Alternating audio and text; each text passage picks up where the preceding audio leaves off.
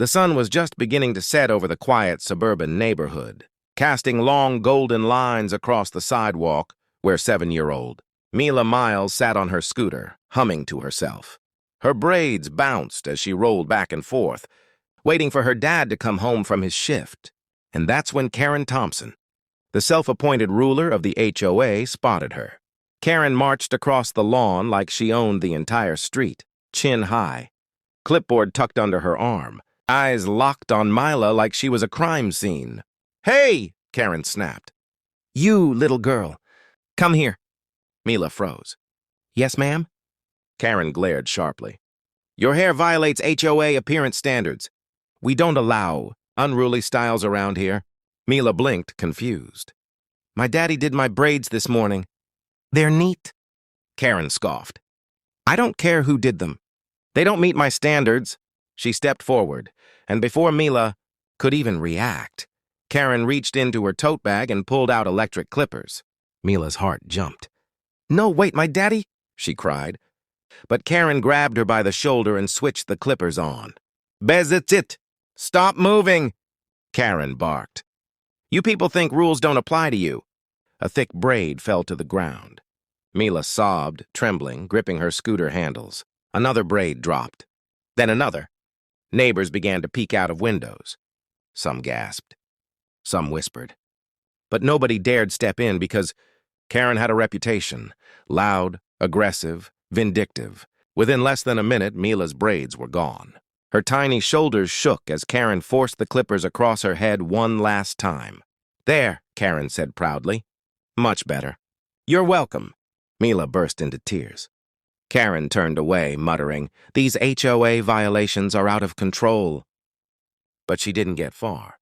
A low rumble broke through the air, the unmistakable sound of a Dodge. Charger engine rolling up the street. Christopher Miles, Mila's father, turned into the driveway. He stepped out of the car, still wearing his duty boots, dark uniform pants and jacket.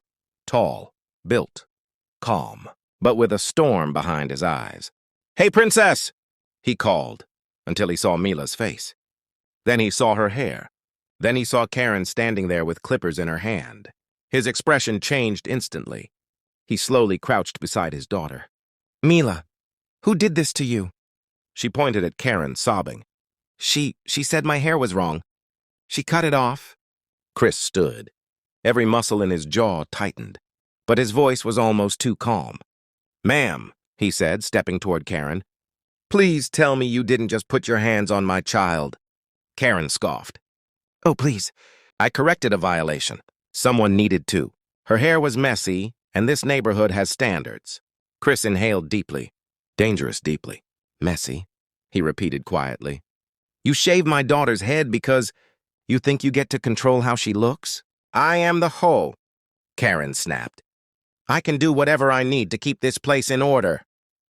"Lady," Chris said, staring her down, "you put your hands on a minor. Without permission, with a weapon." Karen rolled her eyes. "Clippers are hardly a weapon. Besides, who are you going to call? The cops.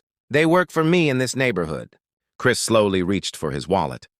"Before I say anything else," he said, raising his voice slightly, "if you're still watching, make sure you like, subscribe, and turn on post notifications. Because what's about to happen next changes everything."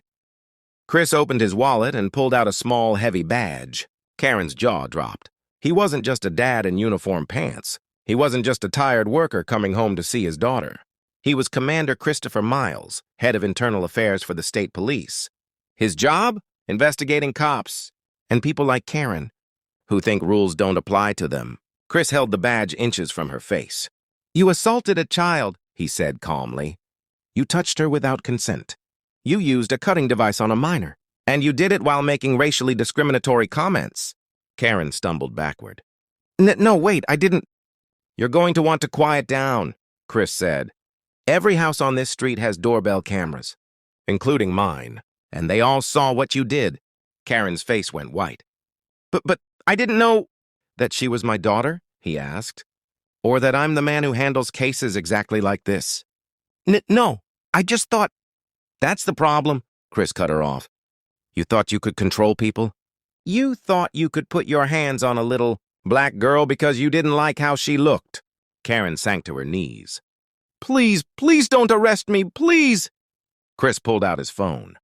This isn't a request, he said. Backup is already on the way. Within minutes, 2 patrol SUVs turned onto the street. Officers stepped out, confused, until Chris showed his badge and pointed at Karen. Take her in, he ordered.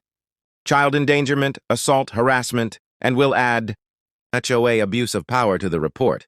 Karen broke down screaming as the officers cuffed her and led her toward the car. Mila ran into her father's arms, crying into his chest. Chris held her tight.